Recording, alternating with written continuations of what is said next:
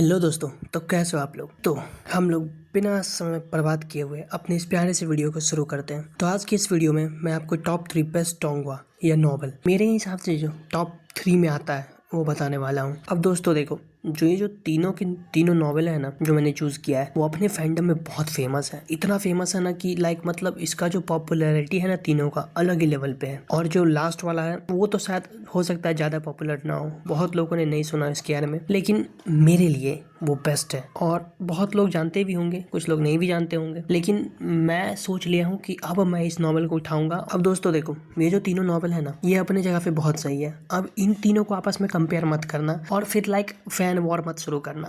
तीनों बहुत अच्छे हैं और तीनों अपने जगह पे बहुत सही है। लेकिन फिर भी मैं चूंकि अब मैं इसी फील्ड में हूँ तो मैं रैंकिंग तो मैं दूंगा अब, लेकिन फिर वॉर मत शुरू करना इस सब पे।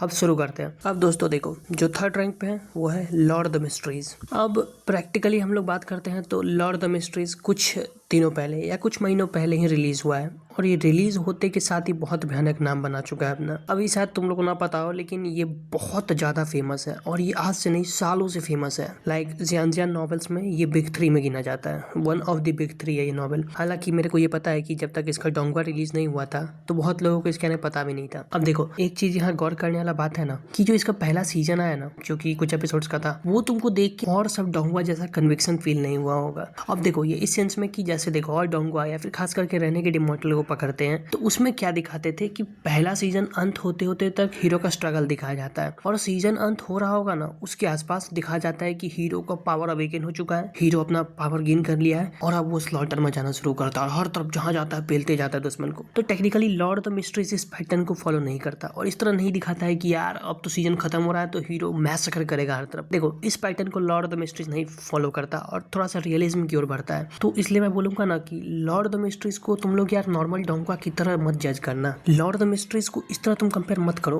और डोंगवा से तुम अगर जब इसको कंपेयर करोगे ना तो तुम लॉर्ड द मिस्ट्रीज से इंटरेस्ट खो दोगे। यार लॉर्ड द मिस्ट्रीज वैसा कहानी ही नहीं है। मैं बस इतना बोलूंगा कि लॉर्ड द मिस्ट्रीज को अपनी नजर से और डोंगवा से कंपेयर मत करना और उसको उसी कहानी में घुस के उसकी तरह सोचने का कोशिश करो और फिर उसको समझो। तो लॉर्ड द मिस्ट्रीज तुमको one of the best series लगेगा। सोचो, तुम एक रिचुअल करते हो और फिर तुम एक दूसरे दुनिया में पहुंच जाते हो, फिर वहां जाके तुमको पता चलता है कि जादू टोना एकदम पीक पे है, देवता धरती पे उतर सकते हैं, तुम खुद देवता बन सकते हो। एक अलग ही यूनिवर्स है, पावर लेवल स्केलिंग अलग। सोचो, 90% डोंगवा 99% डोंगवा में एक सिंपल पैटर्न फॉलो करते हैं, foundation, establishment, core formation, nascent soul, कहानी खत्म, घर जाओ, यही चलता है। लेकिन lord of the mysteries completely एक सीरीज, नया पावर लेवल डिजाइन किया, सब कुछ अलग। सोचो, तुम एक दूसरे दुनिया में जाते हो, फिर तुमको अपने पुराने दुनिया का याद आता है, फिर तुम वापस लौटना चाहते हो, उसके लिए तुम पावर गेन करते हो, लेकिन जैसे जैसे तुम पावरफुल बनते जाते हो वैसे वैसे तुम इंसानियत से दूर हटते जा रहे होते हो, तुम देवता बनने लगते हो धीरे धीरे। लेकिन फिर इंसानियत भुलाना तुम नहीं चाहते, अपने दोस्तों को प्रोटेक्ट करना चाहते हो। यार कहानी इतना ब्यूटीफुल है ना कि अगर तुम एक बार के लिए लॉर्ड ऑफ द मिस्ट्रीज को लॉर्ड ऑफ द मिस्ट्रीज की नजर से देखना शुरू करो ना तो तुम्हारे लिए कल्ट क्लासिक कहानी बन जाएगा। अब हाँ, ये बात सच है कि लॉर्ड ऑफ द मिस्ट्रीज बहुत कंफ्यूजिंग है और खुद से तुम नॉवल पढ़ने जाओगे तो तुम्हारा दिमाग फट जाएगा। तो मैं रिकमेंडेशन दे रहा हूँ ना कि यूट्यूब पे एक चैनल है द मिस्टर फूल एक्सप्लेन्स करके, कुछ चैनल का नाम है, ठीक है, मैं शाउट आउट दे दूंगा। उनका चैनल पे यार जाओ और देखो, वो बहुत अच्छा से उन्होंने समझाया है और बाय गॉड तुमको लॉर्ड ऑफ द मिस्ट्रीज पूरे अच्छे से समझ में आ जाएगा तुम उनका देखोगे तो। और मैं वाकई रिकमेंड करूंगा कि लॉर्ड ऑफ द मिस्ट्रीज देखना। अगर तुम कुछ कहानी अच्छा देखना चाहते हो तो Lord of the mysteries best choice है तीसरे नंबर पे मेरे हिसाब से। फिर दोस्तों देखो,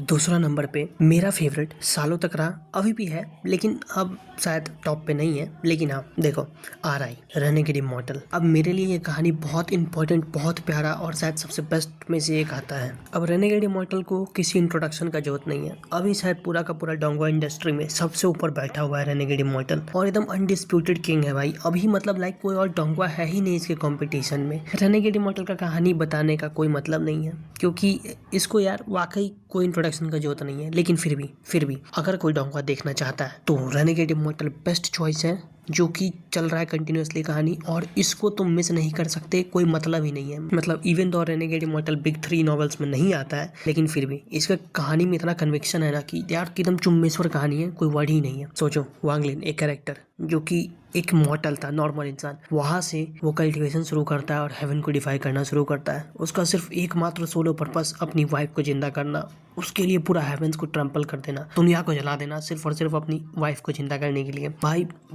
कोई वर्ड ही नहीं है डिस्क्राइब करने के लिए रेनेगेड इमॉर्टल को। ये कहानी मिस नहीं करने का, ये एकदम देखना है, मैंडेटरी है। रेनेगेड इमॉर्टल तो पीक है भैया, पीक। इसको तो मिस करने का सवाल ही पैदा नहीं होता है। तो भैया जाके देखना, रेनेगेड इमॉर्टल जरूर देखना। अब देखो भैया, रेनेगेड इमॉर्टल तो तुमको देखना ही है, इसके अलावा तो कोई ऑप्शन नहीं है। अगर डोंगवा में तुम आए हो और रेनेगेड इमॉर्टल नहीं देख रहे हो तो तुम क्या ही मैं बोलूँ, कुछ बोल ही नहीं सकते। अब सुनो, पहली नंबर पे जो है वो मेरा पर्सनल फेवरेट है।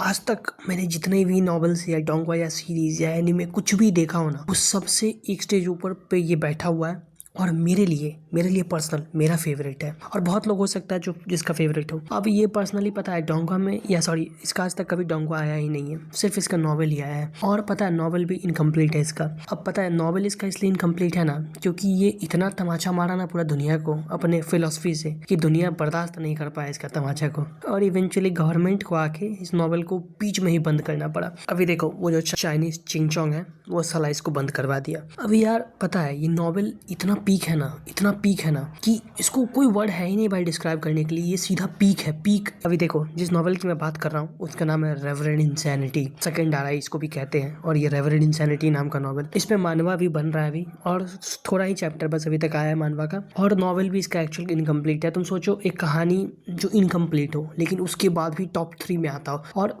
लाइक टॉप 3 में भले जनरली आता है, इसका फैंडम बहुत विशाल है। लेकिन मैं 90% दावा के साथ बोल रहा हूँ, तुम जब ये मेरी वीडियो को देख रहे हो तो तुमको पता भी नहीं होगा कि रेवरेंड इंसैनिटी आखिर किस चिड़िया का नाम है। तो देखो अब रेवरेंड इंसैनिटी इतना अच्छा क्यों है ना, क्योंकि उसका जो हीरो है ना वो एक्चुअली में एक हीरो नहीं बल्कि एंटी हीरो है। अब उसको चाहिए इमॉर्टैलिटी गेन करना, उसका गोल है इमॉर्टैलिटी। अब वो उसके लिए कुछ भी करेगा।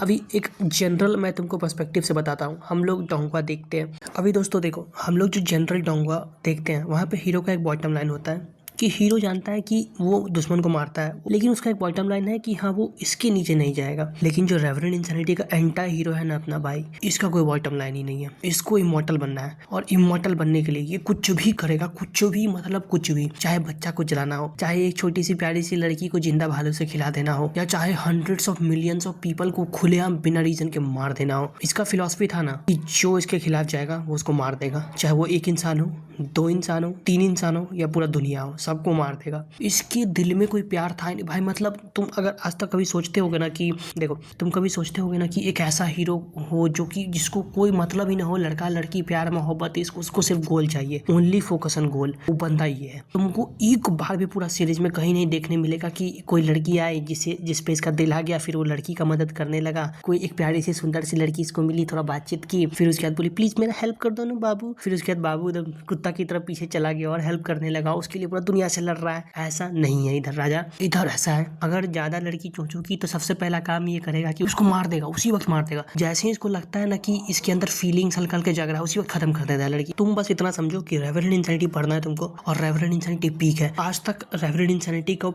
मेरे को नहीं पता कि क्यों यूट्यूबर्स इस पे खास करके वीडियो नहीं बनाते, लेकिन भाई ये पीक है, यही पीक है। मैं बता रहा हूँ बार बार। देखो कहानी के नाम पे रेनेगेड इमॉर्टल हो सकता है कि बहुत ऊपर हो इससे, लेकिन रेवरेंड इंसैनिटी का ऐसा माइंडसेट है ना कहानी का, फेंग युआन इसका जो मेन कैरेक्टर है, कि तुमको एहसास ही नहीं हुआ कि क्या पीक तुम मिस कर रहे हो अगर तुम रेवरेंड इंसैनिटी नहीं पढ़ रहे हो। तो ये सोचो इनकम्प्लीट होने के बाद भी ये टॉप 3 में आता है नॉवेल के लिस्ट में। और तुमको एक्चुअल पता हो तो रेनेगेड इमॉर्टल जो नॉवेल तुम लोग देख रहे हो डोंगवा, वो टॉप 3 में एग्जिस्ट नहीं करता है। टॉप 3 में एलओटीएम ही है और रेवरेंड इंसैनिटी ही है। भले ही मैंने रैंकिंग में अपने रेनेगेड इमॉर्टल को सेकंड पे रखा है क्योंकि वो डोंगवा बनने के बाद रेनेगेड इमॉर्टल फेमस हो गया है, ठीक है। लेकिन एक्चुअल अगर हम लोग पीक की बात करें ना तो रेवरेंड इंसैनिटी सबसे ऊपर आता है मेरे नजर में। तो रेवरेंड इंसैनिटी सबसे ऊपर है और तुमको देखना है भैया, देखना ही पड़ेगा तुमको। ये सबसे बेस्ट यही है। अगर तुम रेवरेंड इंसैनिटी मिस कर रहे हो तो मैं बता रहा हूँ कि तुम शायद सबसे बेस्ट चीज मिस कर चुके हो। तो मेरी मानो, आंख बंद करो और रेवरेंड इंसैनिटी पढ़ो। हालांकि मैं सोच रहा हूँ कि रेवरेंड इंसैनिटी का मांगा कवर करना शुरू करो जितना आया है। इसका जो फेमस नाम है तुम कहीं ना कहीं तो सुने ही होंगे, ग्रेट लव इमॉर्टल वेनरेबल, या फिर हेवन रिफाइनिंग डीमन वेनरेबल। भाई ये तो नाम अगर तुम लोग तो भाई गॉड सुने ही होंगे यार, ये एकदम पीक है, एकदम एक्चुअल पीक यही है। तो मेरे हिसाब से दोस्तों देखो अब और इस पे बात नहीं करते हैं। मैं रेवरेंड इंसैनिटी पे किस दिन खुल के अच्छे से बात करूंगा और बताऊंगा कि यार ये ऐसा क्यों है।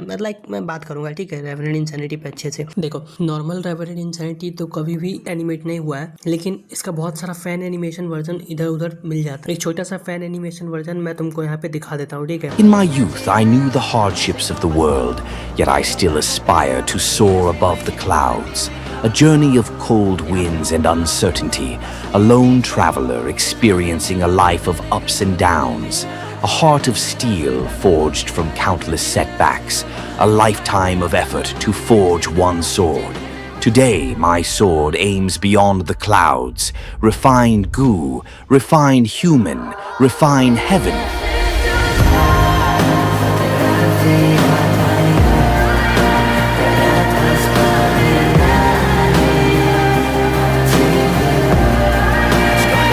आई होप तुमको अच्छा नहीं लगा होगा देख के। अब इसके और सारे शॉर्ट्स तुमने कहीं ना कहीं हो सकता है कभी ना कभी देखा होगा, लेकिन अब जो है सो है। अब चलो किसी और दिन किसी और वीडियो में किसी और टॉपिक पे हम लोग फिर से मिलते हैं। और अगर तुम लोग को किसी टॉपिक से रिलेटेड वीडियो चाहिए तो कमेंट करो, कमेंट बॉक्स खुला हुआ है। और रेवरेंड इंसैनिटी फाइंडम को तो मैं उठाऊंगा चाहे कुछ भी हो जाए। लेकिन हाँ, जाने से पहले मैं एक बार फिर से बताता हूँ, मेरे लिए जो अभी तक टॉप 3 है वो पहले नंबर पे लॉर्ड ऑफ द मिस्ट्रीज, फिर रेनेगेड इमॉर्टल और फिर सबसे ऊपर आता है रेवरेंड इंसैनिटी। मेरे लिए ये 3 बेस्ट हैं। और जैसे मैंने बोला, रेवरेंड इंसैनिटी हो सकता है बहुत लोगों को पसंद ना आए, लेकिन फिर भी एक बार ट्राई करियो। मेरे को तो अच्छा लगा, तुमको भी अच्छा लगेगा, ये मैं दावे के साथ कह सकता हूँ।